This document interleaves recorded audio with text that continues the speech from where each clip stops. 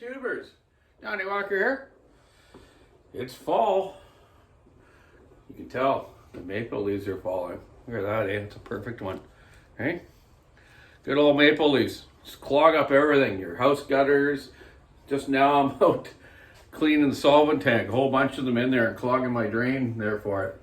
So I just took a bunch out. But look at that one. It's perfect, eh? It's a maple leaf shirt. Woohoo! Toronto Maple Leafs. Not a fan of them. They're okay. They just haven't done very good for years.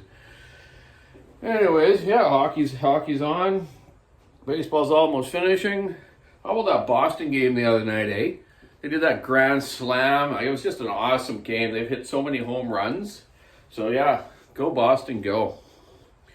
So Donny Walker here, obviously. Here today, finishing up that 372 aftermarket one for my friend in the US, Brant Eden. I managed to clean it up pretty good.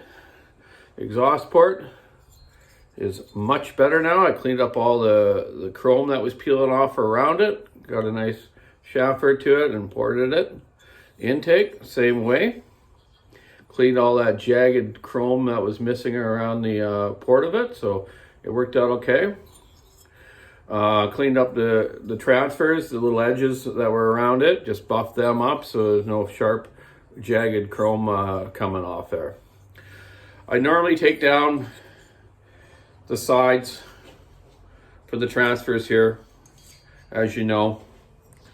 But this one, because of the way the chrome is, you know, I'm not going to take them down like I would on a regular 372 build, you know.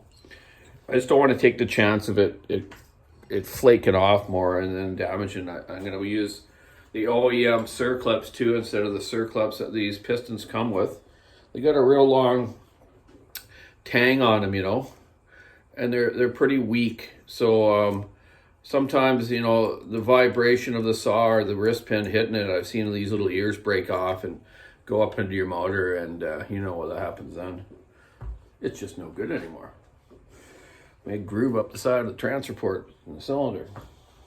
So anyways, yeah, finished that up for him. I'm gonna go back and build that. Like I said, I don't normally do aftermarket ones, but I'm doing a couple right now.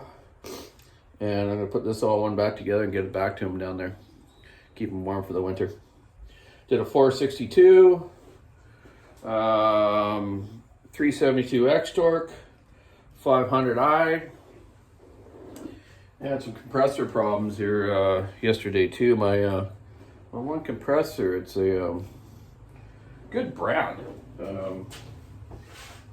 Speed Air, but it's something with the motor is dragging down. It's putting too much of a load on with my induction or my fan running that pulls all my fines out of here when I'm grinding, and the compressor on it was tripping my breaker off, or Johnny's breaker in the house here. So I'd be grinding away and all of a sudden, poof, black. Can't see a thing. It's dark outside of it too. So had my flashlight sitting there so I'd go over and quickly keep setting the breaker. So I decided I'm going to change out compressors. So I got this other old compressor. It's an old electric air motor, not an oil-filled compressor. But it works fine. So it's a lot noisier though. I hate that noise. But anyways, that's helped my breaker situation for now until I can get that fixed back up. So I did that leak down test, and you seen how it was bubbling around that seal there yesterday. So the reason that seal went, and you know, it's a 562 Husky, which I've had a lot of bearing issues with and seal problems. And the reason I was changing the cylinder gasket because it could weep a bit too, or it probably will weep. I've had those leak. So if I'm going to do a fix on it, I'm going to change all the gaskets on it and seals. Now the reason that seal went though, I just get back to that, is actually the bearing cage went on that bearing. The ignition side bearing on those have a plastic cage like the other side. Most of them have the plastic nylite cages now, which is good because when they do go, that metal cage doesn't get up and wreck the piston and cylinder. So it'll just gall up and just suck air or just start not running right. So that side bearing, that one, is only $9 retail. The other one is like $58, the PTO side. It doesn't make sense. It's kind of weird. So you know what, Husky? Maybe if you get another supplier to make you better bearings, I don't mind paying $25 if it's going to work and last. So it didn't damage the piston or ring or cylinder. So we're going to put bearings in it and seals, recalibrate the carburetor because it was compensating for sucking air, right? So there's error codes there when you download it on the Husqvarna site there. What do you call that again? The master reset and stuff. Anyways, so see how that goes. Obviously, we've done lots of them before, and it'll work fine. What else was there? Oh, a fellow was asking about the block-off plate when I'm testing them, pressure testing them. So, did you want to know about the Husky part number, or was it for the still, or was it the one I was doing? So, give me a comment on that. I'll get back to you on that. See how that goes. What else was there? Oh, someone was asking if I have a photo of Bucket in my shop.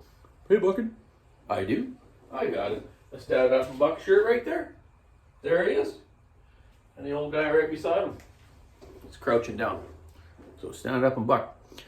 Haven't heard from Tin Man for a while. I haven't even actually checked out if he has any new videos. I'm sure he does. I got to go on there and check that. I also have some stuff I was supposed to send him, which I'm going to, an old Echo saw and an old color poster chart that shows you all the models of it. So I got to get on that and get that out to him. I've just been so busy, it's hard to keep up with everything. And Steve Small Engines is doing really well.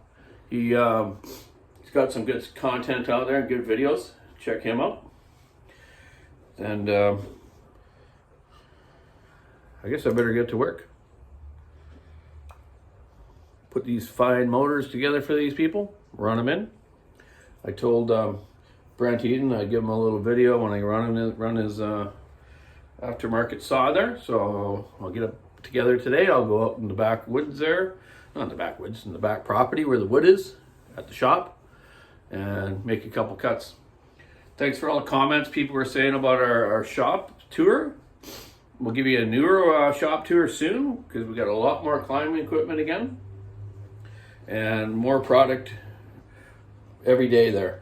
Having a bit of a problem getting product and parts these days because of because of COVID. All the manufacturers are having problems, even building cars and trains and planes and automobiles. So yeah, it's back orders on a lot of stuff, even on units. Can't get a lot of new units too, but it's the way it is everywhere right now. So yeah, visit us online, walkersawshop.com. You can buy online now, or send us an email if you want some information on something, or on a new saw build, or whatever you're looking for, or some tech info if you want. You can always comment to me here, or send me an email at cartshop10@gmail.com. That's cartshop with a K and the number 10@gmail.com. I'm pretty busy. I'll try to get back to you if I can. I try to get back to most people, but we all know how it is, right? Anyways, keep sawing the wood, stay dry, clean those maple leaves out of your gutters. Have a great day. Bye.